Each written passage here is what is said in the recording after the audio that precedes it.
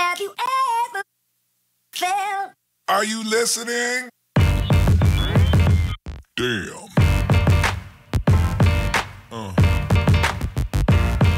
Yeah.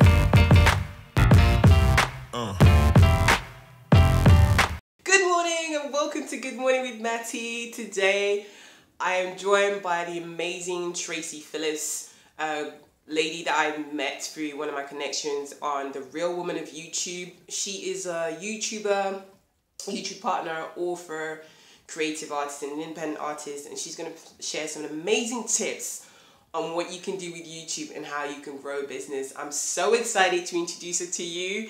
You guys stay tuned, watch her, and let's get down to it. Hey, how are you? I'm doing good. How are you doing? Exhausted, but just like happy that it's happening. I know. I know the feeling, okay? Oh my God, can you believe it's been like, this is twice, right? Yeah. And if we have to go a third time, we're going to make it happen, okay? There you go. It's happening. It's all happening. It's all happening. Oh my God, I'm really happy to see you. I'm really happy to hear your voice. And I know that today's going to be an incredible day of you sharing about yourself and just inspiring other people. Exactly. Is your husband here today? Live to inspire, okay? Totally.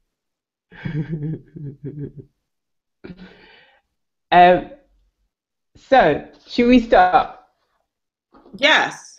Let Okay, me see where Bill is. Yeah. I was gonna say, where's Bill? Bill! Bill! Upstairs. He's actually in our makeshift studio upstairs. Okay. Either playing the piano. Oh, cool. Some music or doing some kind of lesson. He does music lessons like every day. Right. Okay. So he teaches other people? No, he actually is self-taught on the keyboard. So he does all the music for us. But he Wow. or he's either taking a lesson on different things about promoting YouTube, just all stuff. Matthew just asked about you. Hi there. Hey, Bill.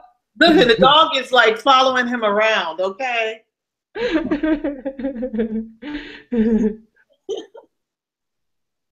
But he actually has lessons that he does every day to just get his skills even better. Wow. Like every what a day good student. he has to do something.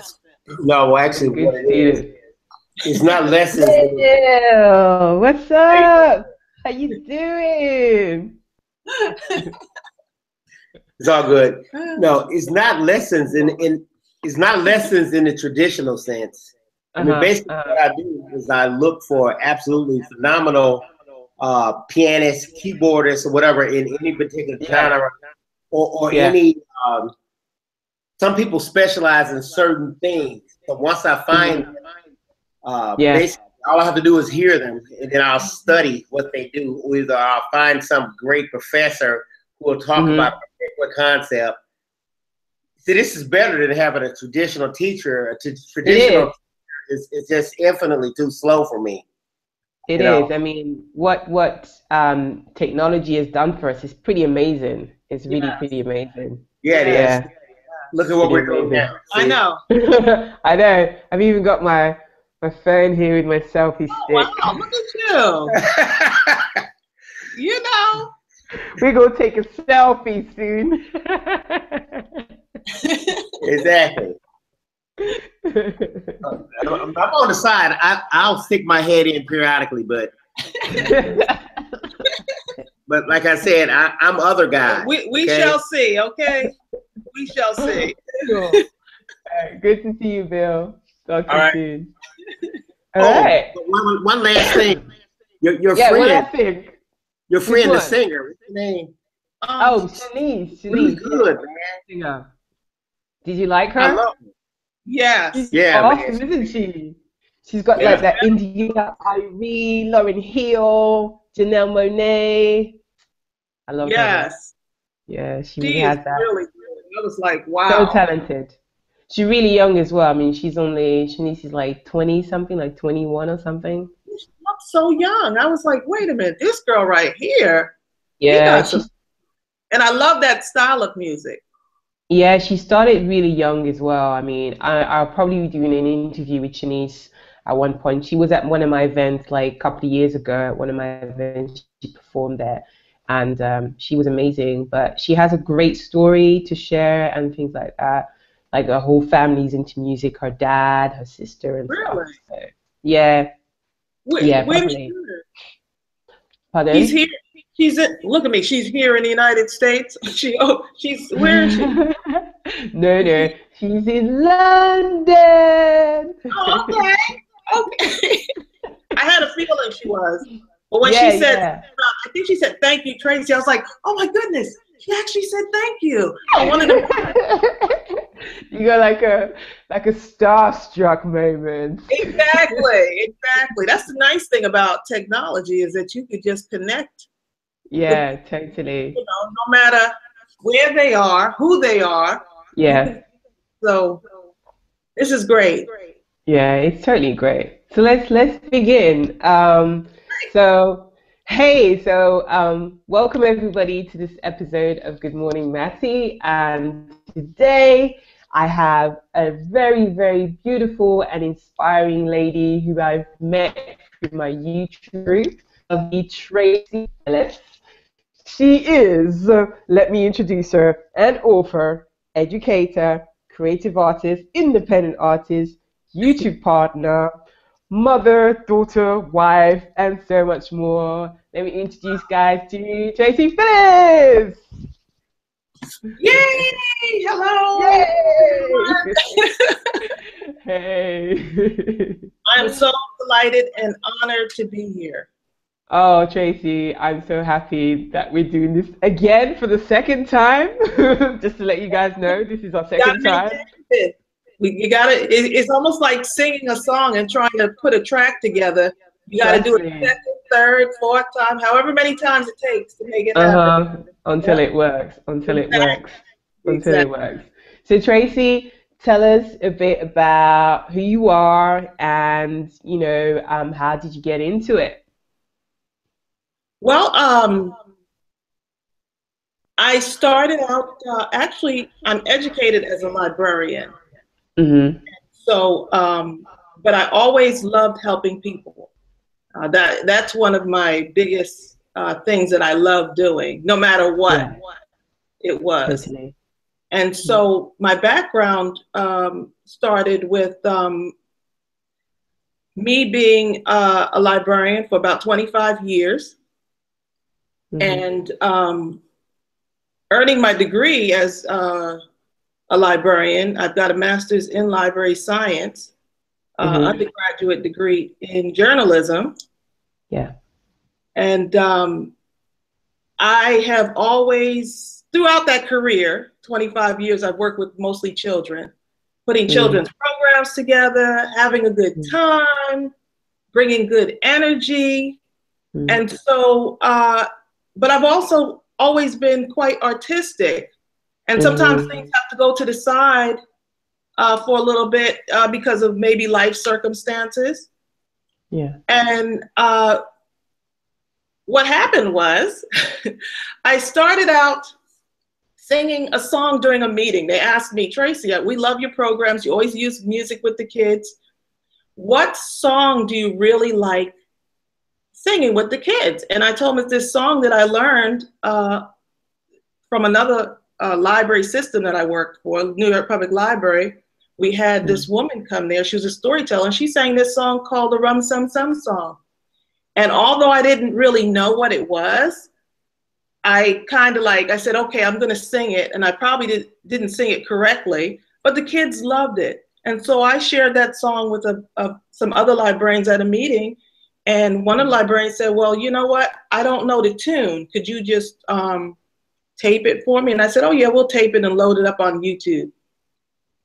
And that's how our journey began on YouTube, is that not only did she watch the video, but a whole bunch of other people watched the video and started to send messages and comments to us about, okay, what else do you use in your story times? What books do you use? Oh my goodness. So now you're connecting with all of these people. And I said, oh, wow, I would love to help because I have been doing it for so long. And so that's what started the journey on YouTube. Mm-hmm. That's amazing. So it's more or less like an accident, like a wonderful kind of joyful little accident, happy accident. Exactly. And I think, you know, sometimes you're steered in certain ways. Like if I was sitting at that meeting and I never stepped up and said, hey, what's this? Someone asked me about the song. I could have sat there and not said anything. But the fact that I actually said something led to something else. Mm-hmm. You know what I'm saying? So it's really, you're actually following in your footsteps. And when you know it, it's this feeling that you have like, wait a minute, I'm doing something good. And we didn't know why we were doing it, but my husband was trying to help me self-record myself using the laptop. And that was about in 2009 when that whole thing occurred, when we uploaded our first video to YouTube, not knowing what we were going to do, not knowing how it was going to go.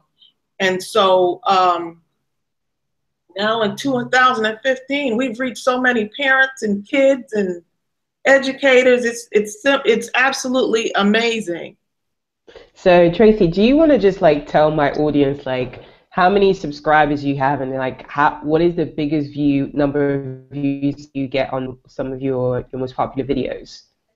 On Little Storybug, right now we've got 14,000 subscribers. Okay. Now our viewership, as far as views on the videos, like total views, is close to 13 million on those videos overall. And the other channel, close to 7,000 subscribers, and that's the Gift Basket Appeal channel. Yeah. And we've gone over 1 million views on those, even though I hadn't been putting as much work into it. I am now, but before I was kind of like, oh yeah, this is my side thing. I love to do it yourself crafts. Let me just leave it like that, and then I'll just let that be on its own, and I'll work on it every so often. Yeah. With Little Storybug, we're about to hit one of our songs. Actually, it's a traditional kids song that I use in story time all the time, called a Baby Bumblebee song. That song actually is about to hit 900,000. It's actually over 900,000 views. So that will be our first video to hit 1 million views on it. It's one of our top videos. Most of the videos that have me just standing there singing the actions are the ones that are the most popular. There's something about the human interaction that parents, kids, and teachers like. And so those seem to be our most popular videos. So that one will be our first video. It should be actually going over 1 million views in about a month. Yeah, wow. Since we're coming into this particular season. Wow. My cousin, I showed her your videos the other day, and she loves you. Like, she has 3 kids. She has 2 boys. One is 6, and the other one is 9. Yeah. And the last one is a baby girl. Her name's Naomi, and she's 6 months. And like, she loves it. Oh my goodness. Yeah. So like, we were like, she's like, oh, I really love this lady. So, you know, and that's what it's all about. It's you know, and Bill taught me something. He said, if you actually, he sat in on one of my storytime programs before when I was working at the library, and he said, if you can capture what you do with those kids in a live setting, if we can capture that on camera, that you can really reach these kids through the internet. You know, I mean, it's hard when you're sitting in a small room and you're actually, your husband is behind the camera and you're trying to sing as if you're singing to kids. That's challenging. Yeah, but it's wonderful because I try to be, you just got to be yourself. And when you're yourself, your own natural self, and kids know that you have a great energy, Yeah. it will come through. It's all about Yeah. energy. You can Absolutely. read whatever book in that story time program. Of course, it has to be something fun. But if Yeah. you're bringing energy and you're really happy to see those kids, I mean, it's just like it will come through, and the kids will feed off of your energy. And I Yeah. think that was one of the things that I had as far as my success as a librarian was I wanted to make sure those kids felt special. And I try to do that on camera as well, as difficult as it might be, singing to my husband. And I'm not afraid to sing in front of children. No. That's the This other is thing. good. And you know, I mean, the first time I saw you, because just to give you know the viewers a background, like we met on this group called the Women of YouTube. Is it Women of YouTube? Yeah, Real Women of Yeah. YouTube. Real Women of YouTube, and I feel like, whoa, this is like Sesame Street. Yeah, and like we have like how do you call it? Like the BBC, you know, our UK channels are like the BBC for kids, and Yes. you reminded me of those like presenters, those TV presenters who do the songs on the BBC. And I was just like, wow, she's so cool. And she's a black lady and she's American. There you Wow, go. this is so There you cool. go. And actually, Yeah. we went to Sesame Street's 45th anniversary celebration. Yeah. They had a 45th anniversary, and I was invited to go there as a storyteller. And Amazing. they didn't find me through YouTube, though. They found me because I wrote a children's book. And so Awesome. someone wrote an article about our favorite authors in Georgia. I live in the state of Georgia. Mm-hmm. And so that's how they actually found me and invited me to come to Sesame Street's 45th anniversary. And how wonderful is that? I grew up with Sesame Street. So for someone to say, you know what, we would love you to come and be one of our storytellers. I was there, okay? How to get to Sesame Street. Exactly. That's awesome. I really want to hear all about that story on how you got into there. But I also want to find out is, you know, when you first started, you know, did you know YouTube was going to be a business, or because I understand that now you actually run a proper business. So just want to give, you know, everyone else like an idea, you know, did you start off knowing that this was going to be a business, or did you turn it into something, or did it grow organically? How did that come about? We actually, when we started in 2009, we didn't know it was going to be a business. We knew about YouTube, and YouTube wasn't as was popular, but it's gone through a bunch of changes. So to us, it was kind of like, we're not on YouTube, you know, like we're the parents, okay? We're the parents of teenagers, so we're not supposed to be on YouTube. And so I thought it was more for young people who were, you know, just doing their thing, making crazy videos and stuff. And so it kind of started out, of course, with me singing that song, people reaching out to me. My father in Mexico wanted to learn songs in English to sing to his kids. So you had people talking to you about how they're using the channel. Oh, we love your pronunciation of the English language. We're learning English from your channel. My kid I have a parent who was talking to me about her kid being autistic, and they use the channel for their children, you know. And so it was just, people actually developed Little Storybug themselves. They told me how they used it, and what they used it for, and what they wanted actually.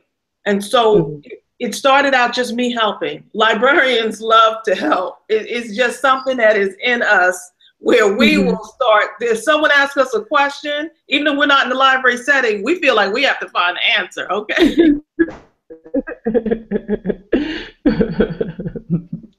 Wow. So we were able to reach so many. What really amazed me about YouTube was that you were able to reach so many people across the world. That was the most fascinating thing about it. And so it just started to develop itself. People started watching the videos. And as people started writing to me, I became more motivated. So when I had a mom from Spain, write me and say, my daughter is blind and she's 7 years old and she loves to hear your voice. And so that gave me the motivation to keep going. Like, wait a minute, we're reaching people in so many that don't even speak our language, but I'm able to communicate through books, through music. And so we just started saying, wait a minute, this sounds like something that looks like we can keep doing it. Still not thinking about like money or anything like that. We were thinking about how can we help? And so we just kept going, recording. When we got to the 100th video, we thought we had reached a huge milestone, but we still had so much work to do. Now we've got about 300 and we're actually close to 400 videos on that channel now. And so we started developing it. And as we gave people what they wanted, we had more people viewing and tuning in. I took the preschool curriculum and started making videos around the preschool curriculum. And turning all the lessons into songs, because kids learn easier through music. You got to make it fun. You got to make it fun. So from the YouTube, you started creating. What did you start to create? Because I know you've got books as well and that kind of thing. So what was your kind of like your first product that started monetizing? What actually happened was YouTube asked us to. They actually sent us something to become partners. So we were like, "What's this thing with monetizing videos?" Wait a minute, we were like, "Oh, you can make money from YouTube." So that was in 2009 because we weren't in it for the money. But when they said your video is getting a certain amount of views, we'd like you to monetize your video. Things have changed a lot with YouTube since then. And we were like, oh, they want to monetize this video. Okay, let's go ahead and make more. And so we just kept recording, and we just kept moving forward as far as what we wanted and growing with YouTube. Now, again, a lot of viewers started asking for music. They were like, well, where can we buy your CD? And I was like, wow, we don't have a CD. But guess what? I have a husband that can play some music. He can create all types of We didn't have a tunes. CD yet.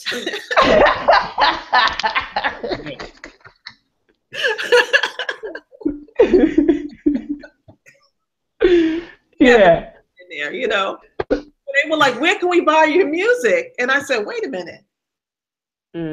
We don't have music. So I said, Bill, you think we can put together a CD for the kids? And that was the journey.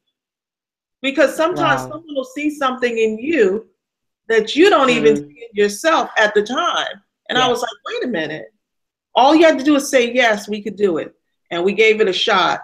And we released that first CD, Little Storybugs Preschool Songs, as independent artists. And people asked us, where did you go to record? We went right upstairs. Bill set up the whole room as a recording studio. Okay. They were like, well, what band do you have playing with you on that CD? We don't have a band playing with us on the CD. Bill is the band, okay? He can turn into any musical instrument, okay? And so we released that CD in 2012. And it's actually on iTunes, CD Baby, and Amazon. And And that was our first CD. We're so proud of it. We got so much feedback from parents and teachers using CD in the classroom. Yeah. So we also had music teachers from all over the world using our music in programs. Wow. In like music programs for the kids. That's amazing. It was awesome. I want to ask you another question, because I understand that, you know, like most people, for them to go from hobbies into business, like sometimes it usually takes a real decision. And I call the what the job is this moment, like the aha moment that makes you realize, okay, this is got to be serious. So what was a life transforming decision that made you guys go from, okay, this was this, and now this is real? I think when we started the channel, it was May of 2009. I actually started both channels. We about that summer, June or July, my daughter became ill. Yeah. And we weren't sure what type of illness she had. It was my youngest daughter. She was 12 at the time. And we weren't sure what type of illness it was. And so she lost 30 pounds in a 3-week period. And they kept telling me stomach virus, all these things. And I, after a while, it was just kind of lingering. And so we spent a good portion of the summer in Children's Hospital. Yeah. So I had to stop working because I had, family first. I had to take care of my daughter. We found out she had an autoimmune disease, and we didn't know that the journey ahead was going to be difficult. We didn't know at that time. If I was able to look into the future and know what was going to happen with my daughter and her illness and her journey and just the whole family in general, you would have just been shocked. So when she went to the hospital and she was diagnosed with this disease, and they said it was a lifelong disease, I'm going to leave that in God's hands, okay? I said, you know what? I remember kneeling at her bedside and I said to her, I said, Ariel, I'm not sure what this is that has attacked your body. I said, but we're gonna fight this thing and we're gonna win. And so she ended up having to go into the hospital, numerous surgeries. While I was in the hospital, and everything just it seemed like everything was just spiraling out of control. I no longer had control. And for me, I wanted to make sure, this is how I usually operated, was I wanted to have control. Yeah. And so I had to give up control. When you're looking at those IVs, blood transfusions, surgeon having to come in now, and weeks on end in the hospital, that became my be still moment. And I said, now you've been in the library for a good while, close to 20 years at that time. And so I knew I had to make a decision about what it was that I was going to do, that me and my husband were going to do to generate income. And sometimes you have to be forced into a situation in order, or you have to be able, or some obstacle has to come into play for you to get moving. Yeah. And people kept watching that channel, writing me from the hospital, because I had stopped recording for a portion of time at the beginning. And people kept writing. I was like, Bill, they're still watching the channel. Yeah. Miss Tracey, you haven't recorded anything. What's going on? It was just kind of like, wait a minute. These people love what we're doing. And so while I'm in the hospital and we've got all of these IVs, my daughter's going through it. I mean, no one wants to ever see their child so ill. No. We didn't know that it was going to be 5 or 6 years that we'd be going through this, numerous surgeries, her pain level. I knew that I had to make a decision to do something else. Yeah. And I felt like my be still moment was in the hospital when I felt like you have to give up control and walk in whatever it is that you need to walk in. your true destiny, your true talent, which was, your true talent is actually here. I had thoughts in my mind of always wanting a business, me and my husband, but I didn't know what it was going to be. And so we had to make a decision very quickly to do something else. This was not going to be it. The traditional job was not going to be it. And I tried to hang in there for a good while, but after a while, it was just, I had to take care of my daughter. And Bill slept on the floor many nights at the hospital with my daughter. But that became the moment when I was like, you know, we need to do something for ourselves, you know, that's going to be our thing. Jobs are not stable, you know, and we needed the time. I needed the time to be at home and still generate income and be with my daughter. So we started to escalate things and started really, we actually started to register the name, Little Storybug. And so we started turning it into the business type of thing. And once we started, even though the journey was difficult, once we started walking in our God-given destiny is when doors started to open. We didn't know how we were going to get there, and we didn't have to figure it out. Just keep going. That was the main thing, was to keep going, continuing to reach people all over the world, being able to help people. And so that's what became, you know, that's where our life journey became. That was the crossroad. If I had to really choose a crossroad, that was the crossroad. That was the crossroad, man. God, what sign are you trying to give me? God was sending me a sign, and I had to find out, where is it that I need to be quickly, because my daughter was not in a good. And I had another daughter. I have another daughter also, an older daughter. So it was kind of like Bill took care of home life while I was in the hospital with Ariel. So we kind of had two households. Yeah. This is amazing. You're having me in tears at the moment. Excuse me. Can I actually just interject here and say something? You messed up the moment, Bill. No, but seriously, what happens is you start to ask the question. Okay, you kind of move yourself out of the way, and the question becomes, how can I be of most use? How can I be of the greatest service to something that's bigger than myself?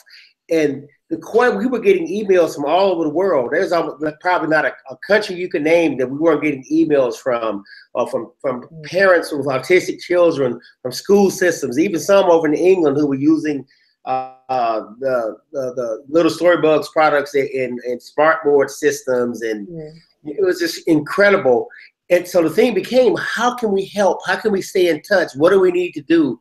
We would get emails from parents in different countries who were saying, our kids are running home from school as fast as they can. I know, that was funny. To see your videos. Where are they at? Of course, we were in the hospital then. We would actually record anywhere we could, even in the hospital. We would try to pick a quiet moment somewhere and find anything to record. Right. You know.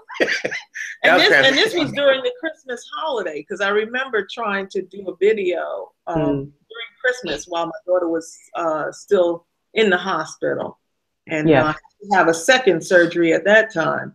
So we were still, you know, you see us on camera behind the scenes, we were trying to put out fires. You know, there was a lot of putting out fires and hustling while we're still trying to create a business. Yeah. Right. So what happens is when you started to think not of yourself, but of others, you start to reach a point where you get in touch with this thing where not only can you see opportunity, but opportunity can see you, because you're high enough above the trees of just mediocrity and averageness. And all of a sudden, we were starting to get contacted by all types of people, school systems. When we got the email from Austria, that kind of blew us away. You told about that. You told about that, didn't you? The Ministry of Education in Austria contacted me. Yeah. said that they would like to use one of the videos in their curriculum. And I was blown away. She was asking me for permission to use one of the videos. Wow. And For the country. For the country of Austria, I was like, Bill, can you believe this?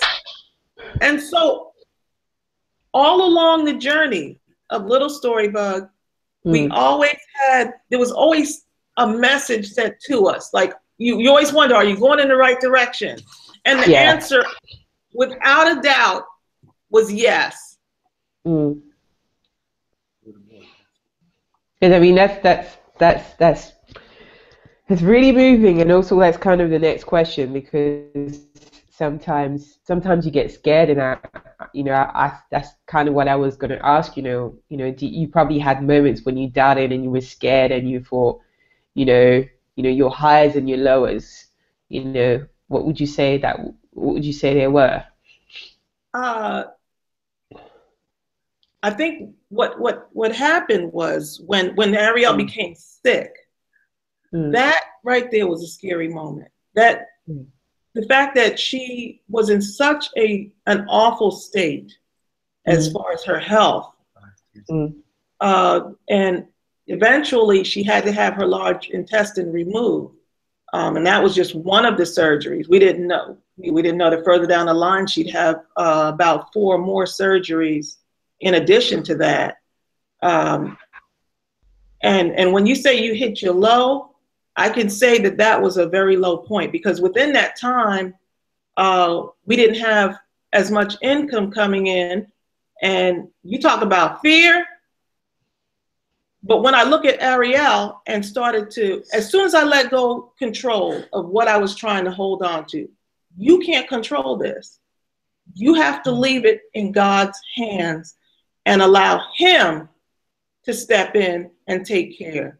And once I did that, everything else started to fall into place. That was the fear. This right here, this journey that we're going on now with Little Storybug, no fear. There's no fear here, because I've seen what God can do. So when I think back to that moment, that had to be the low. And when we were in the hospital, a lot of people don't notice, when we're in the hospital, we actually ended up losing our home. And so we didn't know that it was going to be, it started to get into the 2nd year, she's still sick. The 3rd year, she was still sick. She seemed like she'd have moments where she was okay. We go into the 4th year, she's still sick. We had to take her out for a semester of school. She had to miss because it was just too much. And then you have the recovery after surgeries. And then you're trying to still keep yourself sane while still saying to your daughter, you're gonna get past this, and you're gonna move that past this. That right there is a low point. And I think for 2 years, also with my older daughter, she was in 11th, 12th grade at the time. I felt like I missed those 2 years in her life because we were going through it with Ariel being so sick. Yeah. So now you got me getting all choked up. All right. It's I really, I didn't know, it's what it would be like speaking about this with you. Developing. See, there has to be a testimony that comes out of this situation. So the testimony is saying, if Miss Tracey and her husband Bill can do it and develop a business while they're going through something like this, and you can too. I could do it too. It's in sharing our stories that we start to inspire other people.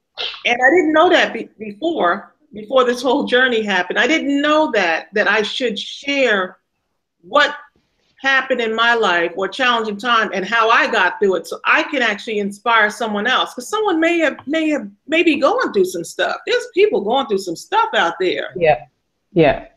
So in order for you to have a testimony, you got to have the test. Yeah, it's a good one. It's a good one. And not only that, the message for me was, I believe that God was going to pull us through this thing. And through this thing is the lesson for me was not to hold it in. You make sure you tell somebody and let them know what I did to bring you through this.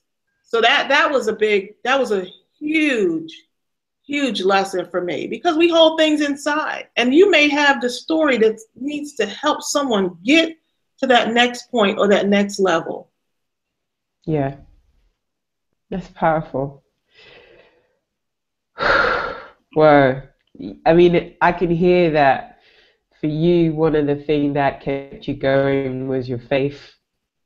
Yes. Hope that Yes. it was just going to get better. You know, something was going to happen, something was going to change. Because we could have shut everything down with what we were going through. Like, oh no, we're not gonna do any more music. We're just not gonna do this.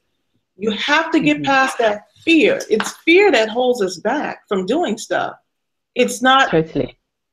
And if you can not that you're not going to have fear, but if you can deal with the fear and still move in that when you're going through it, I think that's what actually makes people successful. You know, you have to be afraid. You have to be willing to fail. So I think people become fearful because they feel like, okay, I might fail at this. And it's okay to fail because there's a lesson there too. But you have to be able to get up and keep going. And that's what, for us, that's been our thing. If we fall down, I guarantee you we're going to get up and just keep on going. It's powerful. I'm holding my tears. I'm trying not to, but it is. I know. You know, you're going to have me crying in a minute too. It's quite emotional because I went through something very similar, and I'll talk. You know, we'll talk about it at some point because otherwise we're gonna be here forever. But it's moving to see where how your belief in something and knowing with, you know, when people have kind of seen something in you, as you say, and I say this, I've said this to tons of my clients that I've coached in a number of years, that sometimes it's other people who notice what you have, like the things that you don't notice about yourself, your skill, that talent, and you should really listen to those people because they will really kind of point you in the right direction. Exactly. And if you have a desire to help, it's always been in me to help. How can I challenge someone to do better, or give them a word of advice, or it could be even a hug? Yeah. That gets them through that, whatever that moment is. And sometimes people will see something in you that you don't even see in yourself. Yeah. And so when I never thought that I'd become an author, that was not, for me, that was not in my future. And so when a publisher had been asking me to write a book for years, and so this also happened maybe, I think, the year after we released the CD. Yeah. The following year, and we're still dealing with illness and hospital stays and stuff like that. She asked if I would consider writing a book. And so I had been, I had not thought about it because I was going through some stuff, you know. Yeah. And so after she had asked me a couple of times, she was like, listen, Tracey, you don't have to figure out how the illustrations are going to be. I'll go ahead and get the illustrator for you. We just need your vision and your words. That's it. I was like, really? And see, my thing is, I'm a librarian. I read stories. I don't write books. So that I had to get past that frame of mind of thinking. Yeah. And so she said, you go ahead and pick the book that you'd like us to publish. How awesome is that?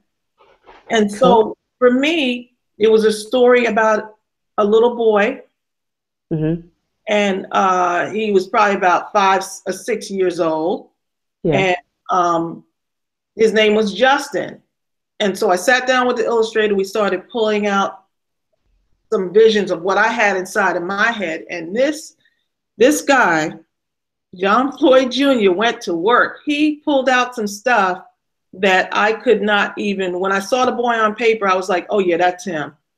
And so I wanted to be a picture book, and I wanted the little boy to be an African-American boy. Mm-hmm. And the reason why I wanted it to be an African-American boy is because I felt as a librarian, little boys of color were not being represented in books. Yeah. The way they should be. And so it was almost like when I'd see kids come into the library and ask me for books who were African-American, there were not many that I could offer to them. So that bothered me. Yeah. So I wanted it to be an African-American boy in the book, just doing ordinary things. He's looking for his sneaker. And that's how the book, Where Is My Sneaker, came about. So have you got a copy you can show us? I sure do. I'd have to step away from the computer. Yeah, right, let's have a look. Yes. And so that became the book. And what happened was, while we were in the hospital, a little boy came up to me. Actually, the child life coordinator said she knew that I was an author because we had this great relationship at the hospital. So by that time, they knew a whole bunch of stuff about me. And so she was like, can I borrow one of your books to read to a little boy down the hall? And I said, sure.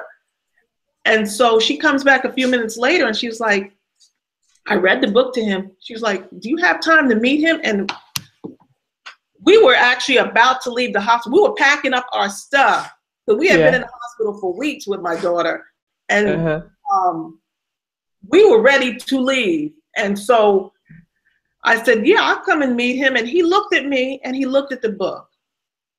Here's the cover of the book. Aww. And so that little boy. Yeah, push it back a little bit because of the light. Yeah. Can you see it better? Yeah, so that little boy, he was just like, he just could not believe that here is an author who wrote a book. Mm-hmm. And so he's looking at the back of the book, which has my picture on it. And he's looking at me and he's like, you wrote this book? I said, yeah. And so his next question was, he asked me if I had any kids. And he was only 4 years old. And I said, yeah, I've got kids. And he kept asking, he's like, you wrote this book? I said, yeah. And so he said to me, this little boy is me. Mm. And so for a little boy, an African-American boy, to tell me, the author, directly that this book is for me, that was the purpose of the book. Mm-hmm. And I said to him, I said, you know what? I said, you're right, that is you. And so you got a 4-year-old telling you, it's almost like his way of saying thank you. I see myself in a book. I'm important enough, right, to be in a book. Mm-hmm. You know? And so that was the mission of this particular book, mm-hmm. was for it to be a book that kids of color can relate to. Mm-hmm. If you don't have something that you can relate to in a book, you're not going to want to read. Totally. It has to be something that you can relate to in a book. So mm-hmm.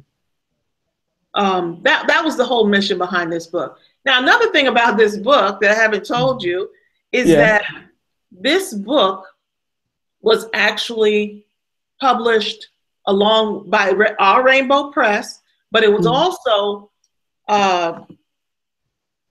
also in conjunction with the First Foundation. The First Foundation actually puts books into the hands of children in low-income households.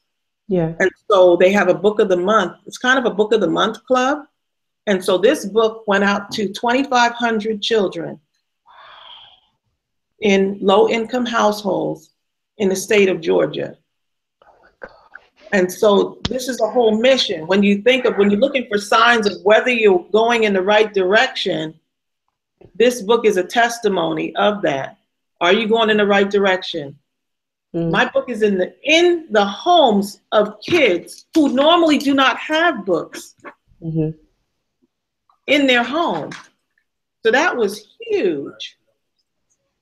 And so this summer, there was a group of boys. They took my book. They were teenagers, and they read it in the state of Texas. I found out that they read it at a Barnes and Nobles to a group of kids. Oh. And so when you think of stories like that, and you're thinking, am I on the right journey? Am I going in the right direction? You'll have signs that come to you. Now, you may have had 5 things happen to you that just were not good at all, but then you have that thing, if you can get through it and hold on, you've got that burst, that thing that's like, that outweighs all of those 5 obstacles that might come your way, you know? So that was, I mean, it was just, for me to see an African-American boy, teenager, reading my book to a group of kids, giving back to his community in a Barnes and Noble, in a whole nother state, I was just completely blown away. Amazing. That's just one book. I've got more books to write. Okay, I can't wait. I mean, I know you've got books, you've got your CDs, and you've got your stuff on iTunes, and you've got your gift basket. Yeah. And oh God, this is gonna have to be like a second interview, man, because I'm running out of time. I've only got like 10 minutes to go, basically. Oh gosh. I just keep on having more questions, but I'm just like, okay, I'm gonna put this one for next time. I'm gonna wrap up because this is so good to hear, you know, your personal experience and you sharing this journey and how personal and emotional it's been, but also how life transforming it's been. Like it's touched like all areas of your life, you know, and you know, like if you have to give an advice to someone like myself or someone else that's watching this video that is creative minded or that has a business idea of any kind and they really want to kind of get themselves out there using YouTube and social media, what would you say to them? What kind of advice would you give them? First of all, you have to be you. And a lot of people, what stops them before they even get started is that they feel like a certain area they're trying to go into is too saturated or there's too many people in that. But you're the only you. You can only deliver whatever the product is that you want to put out. Yeah. You can only deliver your own product. So when people say, oh, you know, education, there's so much on YouTube with education. Yeah, but there's no one on YouTube like me doing it in my style. So you have to be your own you. Now, of course, there's the behind the scenes stuff that you have to set up with the having a business and things like that. But you also have to make it something that you actually love doing. If you don't love doing it, you'll be tired and burnt out before. What keeps me going is that I love what we do, you know? And so I think one thing that people fear also that I hear a lot is that the camera, they're afraid of putting their stuff out there to the world. And yeah, you're going to be hit with criticism and that's okay. What you have to do is you have to focus on who you're trying to reach. And so I think what has made us successful is that we have tried to help. We're helping someone. We're being valuable to somebody somewhere in the world, whether it's through Little Storybug or it's through the other channel, Gift Basket Appeal. I want to be of value. If you have expertise in something where you can teach a particular skill, that is huge, because right now teaching platforms are big. So if there's something that you know that you do that you can teach, like with my do-it-yourself craft channel, I do teach. I am on an online platform where I do teach classes that are paid for. People pay to be in my class. So that's a whole nother thing that I do through my gift basket channel. So is that part of a total different platform, or is it through gift basket channel you teach people how to make gift basket, but is that you teach it online through your own website or a different platform? I actually was recruited by Curious.com, and Curious saw me on YouTube and asked if I would like to be a teacher on their online platform. And so they asked me if I could develop a course, a gift basket course, taking them through all the steps. So my first thing is to turn to Bill and say, Bill, can we develop an online course? And so it had to be very intense. Yeah. So Bill's answer was, I said yes, as usual. That's the name of the game. The name of the game is when you're asked the question, your answer is always yes. I can do it. Yes. You don't know how you're going to figure it out. Seriously. But your answer is yes. Yeah. Because here's the thing. Like Tracey says, there's only one you, but you have a very specific audience out there that they're waiting for you. Right. They're looking for you. They're waiting for you with the same fervor and yearning that you have to reach them. But if you never attempt to reach them, they're going to be yearning, waiting for you. So you have to put it out there. You know, just like look at yourself. Okay, there's going to come a time you're going to look at these early days when you're like in this room right here, just trying to find a space. One day you'll have your own facility, your own studios with a whole array, a network of producers under you to enact your vision. Exactly. But there has to be a starting point. Yes. Yeah. There's always a starting point. Get started, right. Right. And here's the thing, another thing we always talk about, with the advent of the internet, YouTube, social networks, and that kind of thing like that, it levels the playing field. Like when you're online, people can't tell if you're as big as Sesame Street or who you are. I always tell people, sometimes Tracey and I are in the store and I can hear something. I always tell this story and I hear something. I say, oh my God, kids have found her. Wait a few seconds, kids kind of running around the corner, grabbing her, hugging her stuff. Yeah, or you're standing up and you see an adult staring at her going. But she is. I mean, look at her. And Tracey starts saying something like, do I know them? I said, I think they know you. They come over. Miss Tracey? Miss Tracey. Miss Tracey, what you do? Oh my God! Oh my God! You know what I'm saying?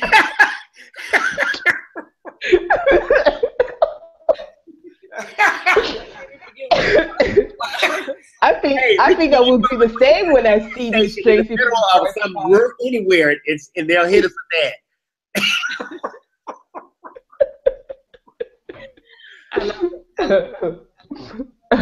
All right, we got 5 minutes. We got literally like 5 minutes. All right, so before we finish, is there anything that any new products that you're creating or you're working on at the moment? Just give us one or give us an idea of what you're doing. And where can we find you? How can we connect with you? We're getting ready to release our next music CD, Little Storybugs Preschool Songs Volume 2. And that's got about 21 songs on it.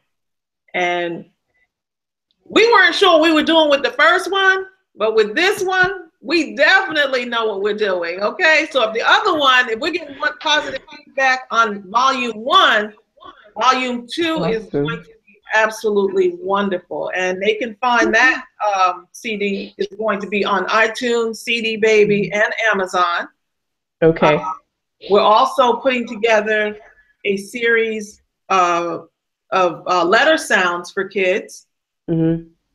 And so that's going to be big because we're starting to now listen to our viewers and see what they want. And that one is very crucial for them to have a phonics type program where they can do letter sounds. And we're going to turn that into, that's going to be a song. So they're going to be learning and having fun at the same time. Sounds good. So that's going to be big. And so we've got a lot of work to do. We still got a lot of stuff ahead of us. Our book can be found at ourrainbowpress.com. Teachers, parents, get this book. You are going to love it. And actually, the mom in this book is actually me. The mom that was in that story, the illustrator said, you know what? Let's go ahead and use you as the mom in the story. And so the hair is a little bit different, but this is supposed to be me. So I thought it was pretty cool that he made that decision to put me as the mom in that book. But our book can be found at ourrainbowpress.com.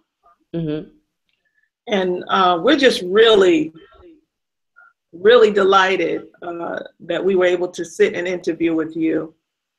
Awesome. And so we still got a lot of work ahead of us, but we look forward to it. The question that was asked, could you do this into your retirement years, you know? And you know what? The answer is yes. I have a passion for teaching kids and creating. And what happens to me is that I have thoughts coming at me all the time. And so write it down. I carry a notebook. I always tell people, I've got tons of these notebooks, and it's like a stack of them. The ideas never stop coming, especially when you're following in your passion. And I sleep at night, but it seems like I'm always still creating in my mind when I'm sleeping at night. So I know that one. Yeah. So obstacles are going to come. Obstacles are going to come, but you got to keep moving forward, because when the obstacle comes, that's when you actually know that you're moving in the right direction. That's what you know, if you can get past those obstacles, that's where opportunity lies. Okay, so we can find you. Where can we find you on Twitter and YouTube? Is Little Storybug on YouTube? YouTube is Little Storybug, and the other channel is Gift Basket Appeal. Yeah. They can also find me at on Twitter as Little Storybug, on Pinterest as Little Storybug, and actually Facebook Little Storybug, and Facebook Gift Basket. Instagram? You know what? I don't have an Instagram yet. I know. People are like, wait, you're not on Instagram? You know, they just can't believe it. Like, you're not on Instagram. How do you reach people? I'm like, they're finding us regardless. But that is actually one of my things to put on my to-do list, is to get on Instagram. You know. Okay. So that's really awesome. But that's another thing, is that your audience will find you. Yeah, regardless. Yes. Regardless. All right, so that's it. We are out of time. Oh my God, I'm having so much fun. I don't want to go. I know. So, like, I'm doing like a quick selfie here with Miss Trace. You guys see us? There she is. You have to say something so they can see you. What's a job is this?